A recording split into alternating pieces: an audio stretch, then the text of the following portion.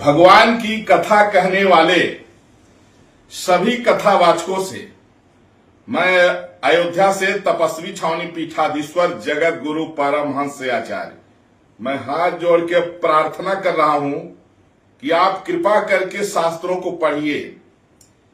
जिसकी आप कथा कह रहे हैं अच्छे से उसका गुरु परंपरा से अध्ययन करिए।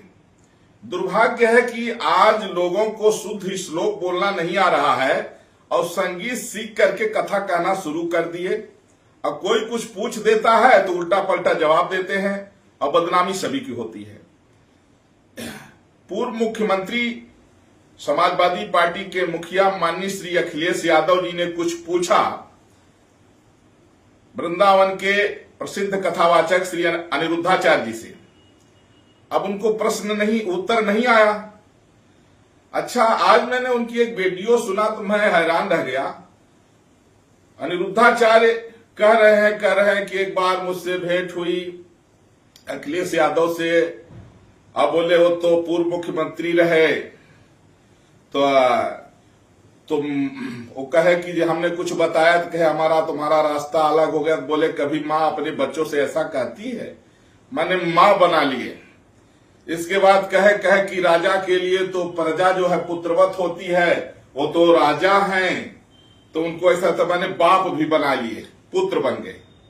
मैंने आप समझिए, मैं मिला हूं अनिरुद्धाचार्य से, मैंने वीडियो सुना तो हमने सोचा कि न व्यक्ति मैंने केवल कथा कह करके और लोगों को रिझा लेना अलग बात है। शास्त्र पढ़ो ना।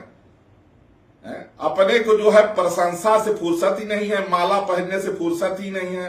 अरे कुछ समय निकालो, कम से कम 24 घंटे में 7-8 घंटे पढ़ाई करो, शास्त्रों को पढ़ो कि कोई पूछे तो बता सको।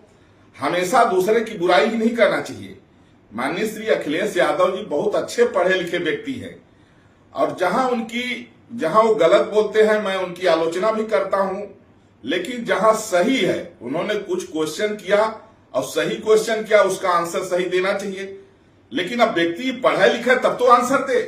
केवल संगीत के बल पर अब लोग जो है तो 40 लाख 50 लाख में कथा तय होने लग गई, पैसा कमाने लग गए भगवान की कथा बेच करके। पढ़ाई लिखाई से कोई मतलब नहीं।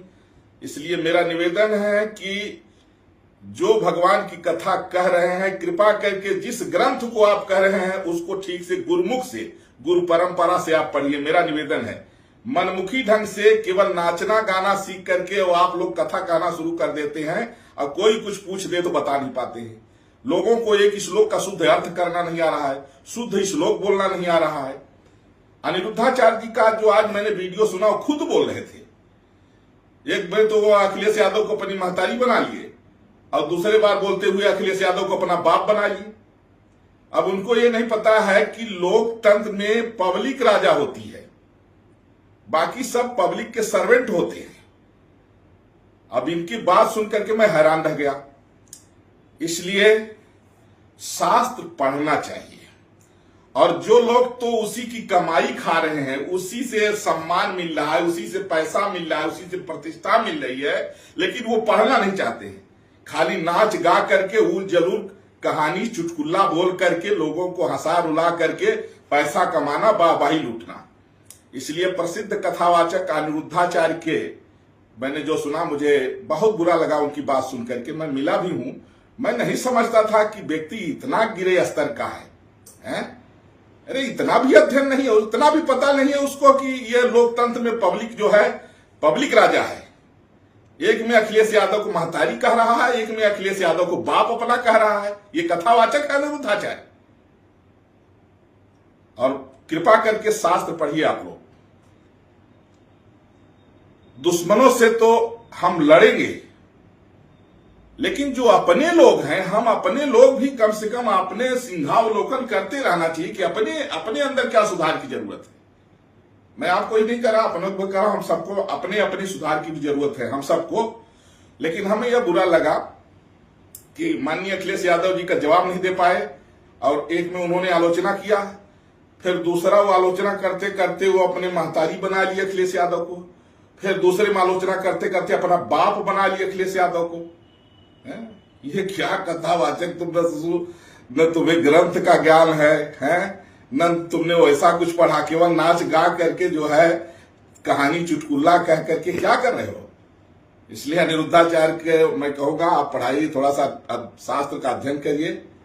और जिस तरह से आपने बयान दिया, आपको पता नहीं है कि ये लोकतंत्र में पब्लिक जो है पब्लिक राजा होती है, बाकी सब पब्लिक सर्वेंट होते हैं, पब्लिक के जनता के सेवक होते हैं।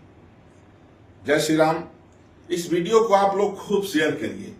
हम सभी सनातनी, हम सबका कर्तव्य है, ज्यादा नहीं तो कम से कम आधा घंटा श्री रामचरितमानस जो गीता प्रेस के द्वारा प्रकाशित है और श्रीमद् भगवत गीता जो गीता प्रेस के द्वारा प्रकाशित है, हम सभी सनातनियों को 24 घंटे में 1 घंटे शास्त्र के लिए, अगर आप 2 ग्रंथ पढ़ लिए तो आपको सारा समझिए 4 वेद 18 पुराण 6 शास्त्र सब आ जाएगा।